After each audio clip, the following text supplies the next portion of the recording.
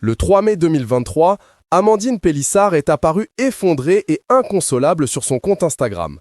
Et pour cause, elle a annoncé tant bien que mal à ses 342 000 abonnés qu'elle venait d'apprendre le décès de son papa, et ce, 1 mois après le drame.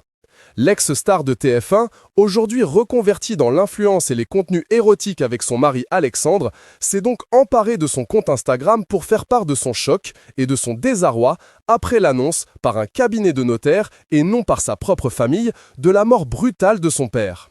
Une mort inattendue survenue le 18 mars dernier. Mon papa, tu es parti le 18 mars 2023, brutalement. Je l'apprends aujourd'hui, le 3 mai 2023, d'une façon inattendue et inappropriée. J'ai en moi des regrets, des doutes, de la colère, a-t-elle d'abord écrit en légende d'un carrousel de souvenirs d'enfance. A post shared by Amandine Pélissard off at amandine.pélissard off. Actuellement enceinte de son 9e enfant, la femme d'Alexandre a ensuite tenu à s'exprimer en stories, en pleurs face caméra. J'ai appris aujourd'hui à midi que mon papa était décédé. Et ce, par une étude de notaire. Donc là, depuis midi, je suis sous le coup du choc, sachant que mon papa est décédé le 18 mars. Je suis tombée enceinte le 18 février. Et mon papa est parti le 18 mars de façon brutale, a-t-elle commencé. Et à l'ancienne figure de proue de famille nombreuse, la vie en XXL, de continuer.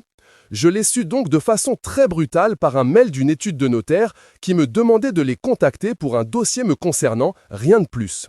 Je les ai contactés et donc elle me dit qu'elle m'appelle pour une succession de décès de mon papa survenus le 18 mars. Et moi, je le sais aujourd'hui, le 3 mai. En fait, ça voudrait dire que personne ne m'a prévenu que mon papa est décédé. Une publication partagée par Amandine Pélissard off at amandine.pélissard off.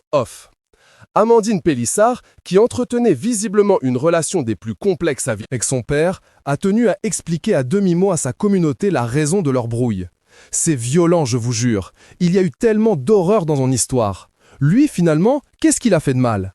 Il n'a pas vu ce qui se passait. Son jeune frère a fait de la merde, mais lui, il ne l'a pas vu, a-t-elle poursuivi en faisant allusion aux viols et agressions sexuelles que lui a fait subir le plus jeune frère de son père lorsqu'elle était enfant. Ce dernier s'était alors vu retirer son autorité parentale et, depuis, père et fille ne se parlaient que très rarement. Pour conclure, la grande complice de Jérém Star a tenu à mettre en garde ses followers. Il est parti à 61 ans d'une crise cardiaque le 18 mars. Il y a tellement de choses que je n'ai pas dites à mon papa. Tellement de choses, tellement de non-dits. Je suis dégoûté. La dernière fois que je lui ai parlé, c'était il y a 3 ou 4 ans. Et en fait, il y avait toujours des vieilles rancœurs d'avant. Donc là, c'est très compliqué. Parce que mon papa, ce n'est pas lui qui m'a fait du mal. C'est son petit frère qui était atteint de trisomie 21 qui m'a fait du mal effectivement dans mon enfance. C'est quand quelqu'un part que vous vous dites « Merde, pourquoi je ne lui ai pas dit ce que j'avais à lui dire ?»